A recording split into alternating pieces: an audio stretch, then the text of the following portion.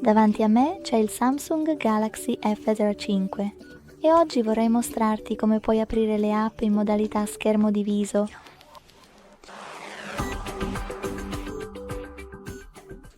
Inizia selezionando un'app da utilizzare in questa visualizzazione e avviandola in background.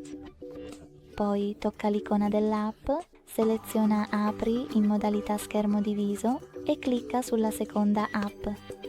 Come puoi vedere ora, posso usare entrambe le app contemporaneamente. Per tornare da questa modalità, trascina una delle tue app verso l'alto o verso il basso e premi il pulsante Home.